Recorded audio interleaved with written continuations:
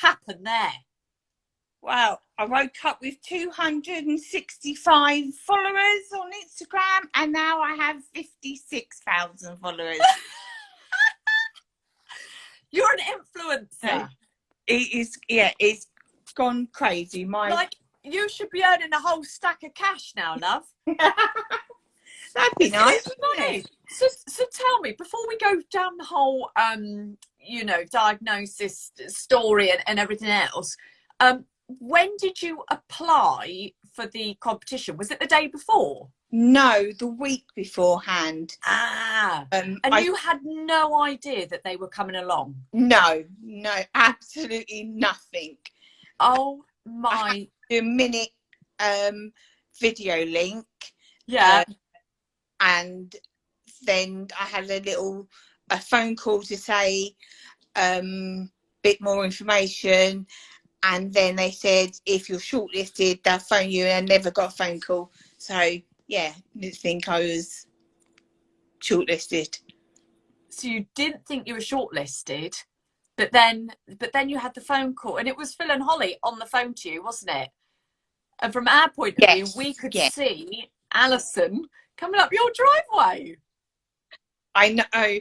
Well, when she done the second with the tree, I looked at my sister and I said, that is the bush at the end of the road. I said, run out and check. And she peeked through the window. She was like, she's coming, it is her. And we were just like, oh my God. Yeah. Honestly, so I actually work for ITV. I work on the Lorraine show, and annoyingly, we're not allowed to apply for the competitions because obviously we wouldn't be able to because we work there. But honestly, it is the best bit, I think, in the show, when you get to see people actually knocking on the door and winning money. Like, nothing brings me more joy than seeing that, seeing the look on people's faces. I mean, you were an absolute picture. And lovely as well. Absolute. She's exactly the same as she is on telly. She definitely is, isn't she? What you see on telly is what you get in real life, isn't it? Definitely. Oh, I am so chuffed for you. Now, you said that with £1,000 you are going to spend that on a party. Yes. But tell me more. So I am organising my Wake Me Up Before I Go. And it's basically a party. Instead of having a wake when I'm dead, it's a wake while I'm alive.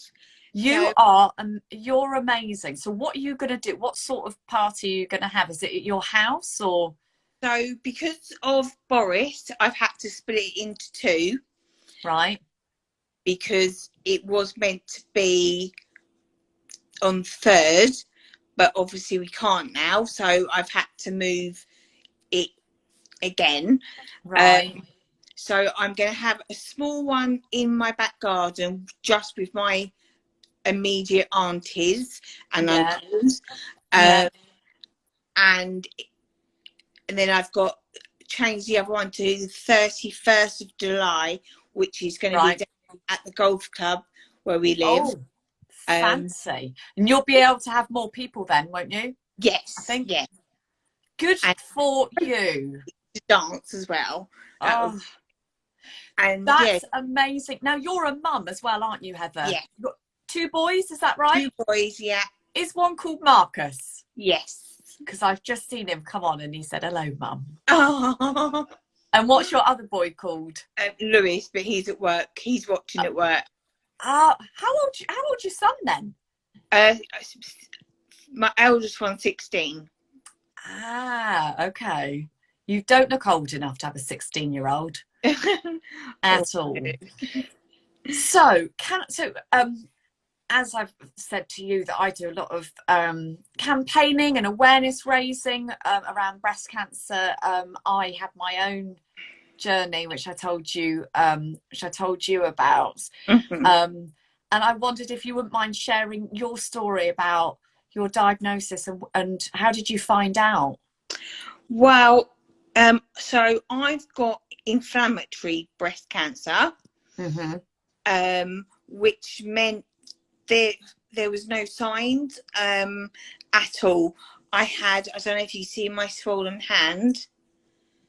Yeah. That is what I had. And I took it to the doctor. They thought it was an infection. Yeah. It started literally in my fingers, and then every day crept up my arm. Right. For about a week, and I went back to doctors every day for a week. And do you mean that the swelling moved up your arm? Yes, the swelling started moving my arm. Yeah. And then after about probably 8 days, it then started swelling on my breast. And is when the doctors took notice, when it swelling started on my breast 8 days later. And one doctor then gave me the 2-week breast cancer referral. Yeah. And when I got there, done my mastectomy and an ultrasound, because inflammatory breast cancer doesn't show up on the mammogram. No. Is that right? I did not know that. No. So how do they diagnose it? With the ultrasound, is it? Or biopsy? With the biopsy and the ultrasound is where they found it. Mm-hmm. Right. So then you're told. So what grade was it then? Well, because again, it is already on your skin. It's already at sort of 3, 4 already. Right. So then I had to have chemo first. Yeah. And then a mastectomy. And then the radiotherapy after that. Yeah. And then I got told I was all clear in May. And that was May last year, wasn't it? Last year. I also and then about 2 months later, I started getting horrible brain, sort of just a weird headache that wasn't a headache. And I was trying to explain to the breast cancer nurses, this is a headache that's not a headache, but I can't explain it. Right. And was it constant? No. Right. Sometimes I'd have real vicious pain, other times not. It was very strange. So he sent me for a CT scan, and that's when they found that it'd gone to brain mets. But they said that, what did they say? They said I had that, and then I had the MRI scan, and that's when they found the brain mets, because they said you don't get given an MRI scan to check that it hasn't gone to the brain. So I don't know how long it had been there before I got given, even though I was given the all clear. I wonder why they don't give you a brain scan as part of the course. Do you know what I mean? Like if that is somewhere where you can get mets, then that's unusual then that they wouldn't, or unfair that they hadn't scanned you. I think it's not probably normal for it to go to the brain. Okay. So again, because you've already had your radiotherapy. Right. Sorry. Because you've already. That's all right. Radiotherapy, then obviously they don't want to do too much damage to your brain.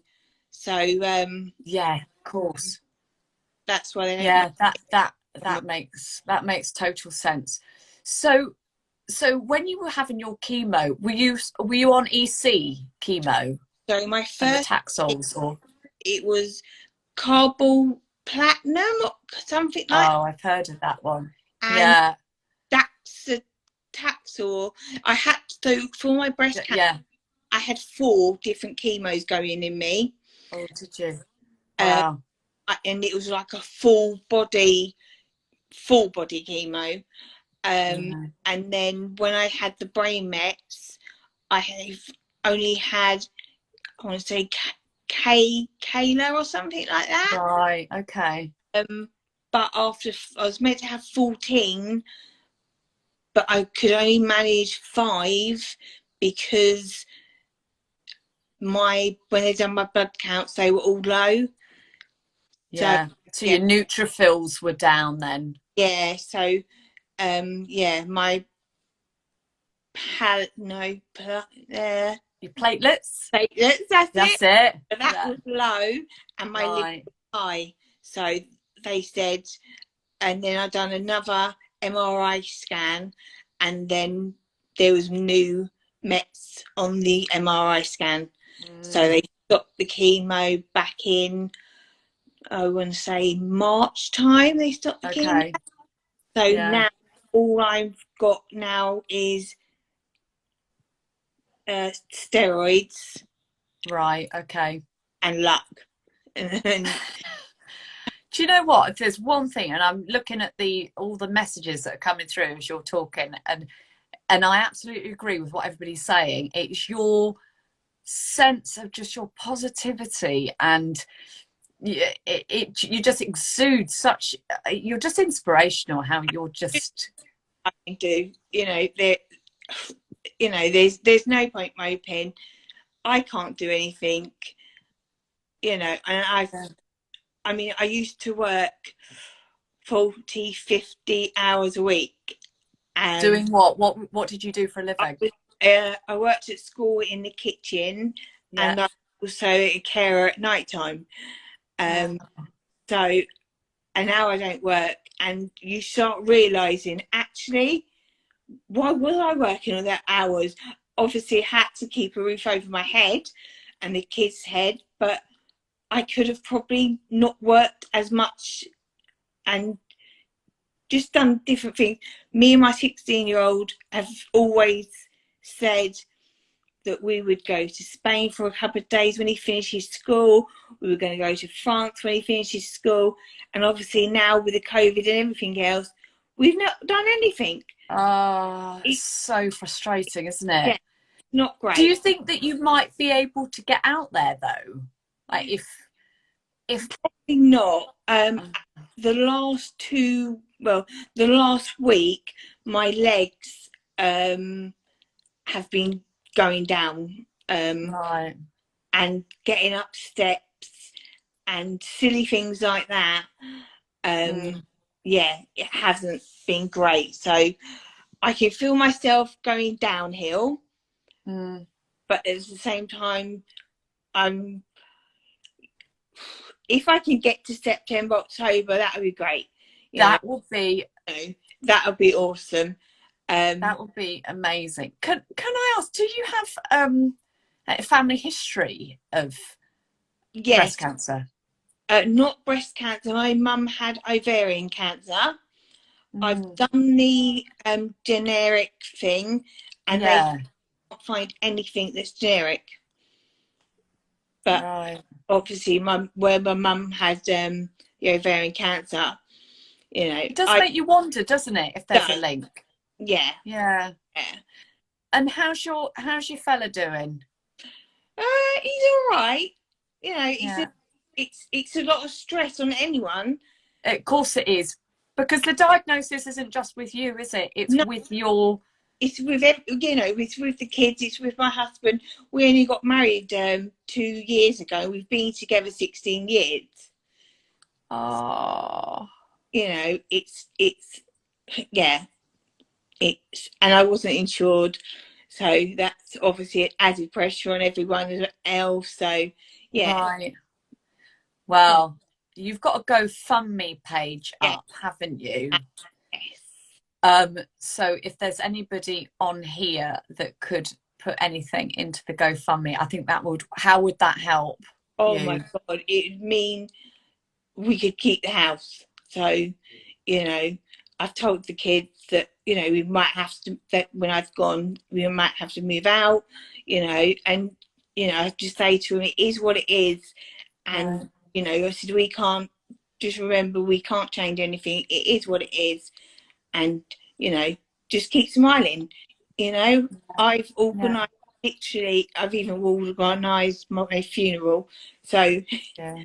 you know. You are amazing. Now, I need to know, what is the GoFundMe page? If anybody wants to find it, how do we find it? So it's up on my bio on my Instagram page. Okay. And my Instagram is... It's Heathers_cancer_journey. I'll tag it in as well.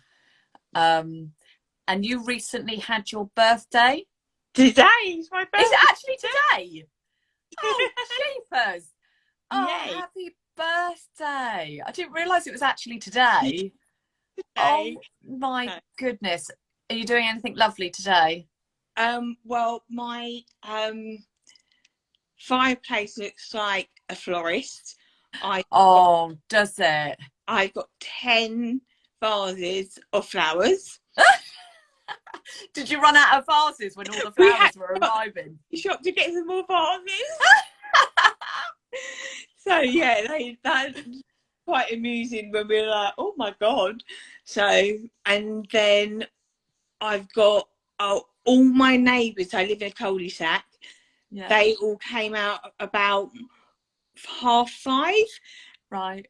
And literally the whole outside, all the houses, and they all sang happy birthday to me. Do you know what? That's absolute testament to you and how loved you are, and just the fact that all your neighbours came out to do that, and you've got what? Did you say 54,000 people now following you and rooting for you? Oh God! And like literally Monday morning, I had 268 followers. Did you really? That is astounding. I love it. And somebody on here a second ago just said, if everyone on here could even just give a tenner, what a difference that would make. Well, we were saying a coffee, like the price of a Costa coffee. If everyone put in the price of a Costa coffee, that would be amazing. You know, yeah. Honestly, now listen, I'm not going to take up any more of your time because you need to go and celebrate your birthday. And I cannot thank you enough for giving me half an hour of your time to share your story and help raise awareness. So if there is anybody out there that has any of those symptoms, you know, do always go and see your GP. And if your GP says anything to you and you think that is not correct and you're not confident in their answer, go back and back and back until you feel confident enough. Heather, you are an absolute inspiration. You're amazing. Thank you so much, and I send you and your family so much love, as does everybody else on here, I can tell. Okay, thank you. And if everybody could get on there and donate, even if it is the price of a Costa coffee or a couple of Costa coffees, whatever you can spare, even if it's £1, just anything would help Heather and her boys massively. Sending you a ton of love, and honestly, that competition prize money couldn't have gone to a better place, and I'm so glad that Alison Hammond was on your doorstep on Tuesday. Brilliant. Yeah, she was a superstar. All right, loads of love, and thank you everybody who's on here wishing Heather well. Happy birthday. Thank you. All my love, take care. All right, bye-bye.